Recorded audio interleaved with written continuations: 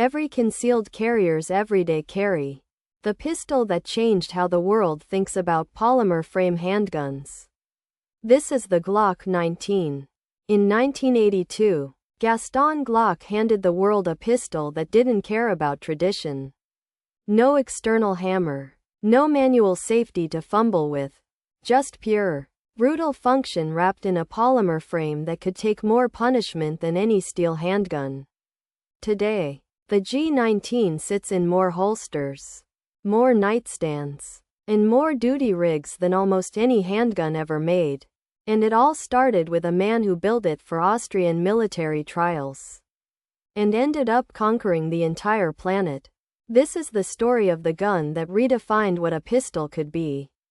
Gaston Glock was not a firearms designer.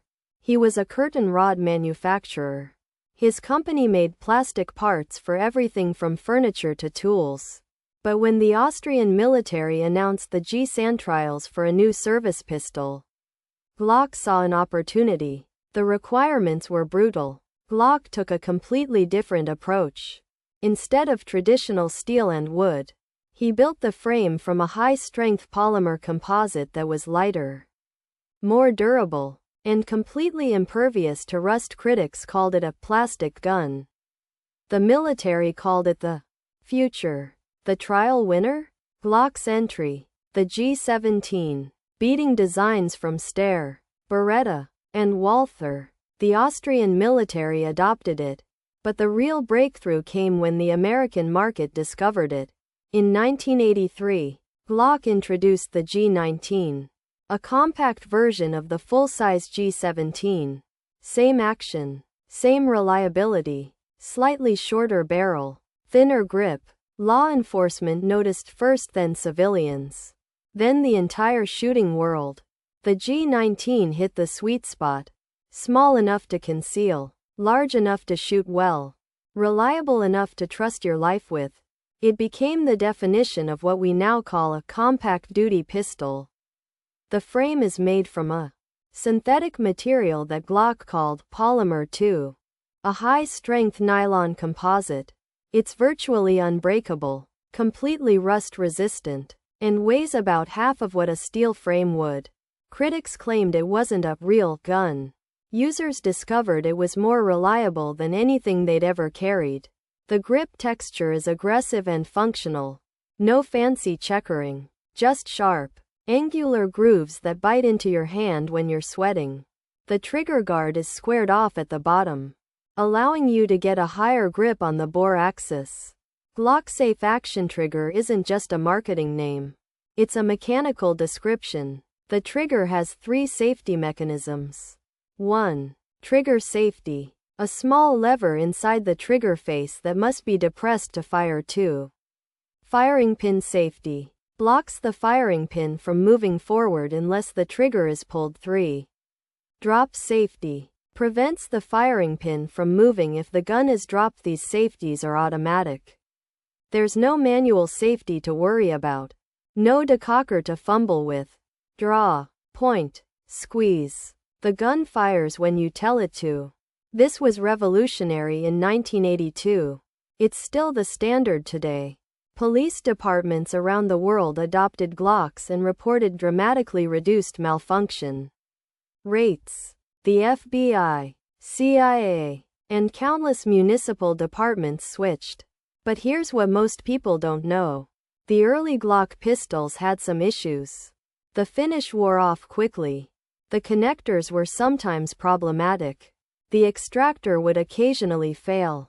Glock's genius wasn't building a perfect pistol. It was building a pistol that could be completely disassembled and repaired with basic tools, and improving it continuously with each generation. By the time Generation 3 rolled around in 1992, the design had matured into the icon we know today. The Israeli Defense Forces adopted the Glock 17 in the late 1980s. Under the designation cockpit, the G17 became the standard sidearm for Israeli officers and combat troops. Why Israel? The polymer frame doesn't rust. Critical for soldiers operating in desert conditions, coastal environments, and everything in between. The reliability was legendary. Israeli special forces used Glocks in every major operation from the 1990s through today. The guns took punishment that would have destroyed any traditional pistol. In the United States, the FBI switched to Glock in 2016 after years of using Sig Sauer. The change was controversial. The FBI had used SIGs for decades. But the data was clear. Glocks were more reliable, easier to maintain, and officers scored better with them in qualification courses. Today, the G19 specifically is the most widely issued compact pistol in American law enforcement.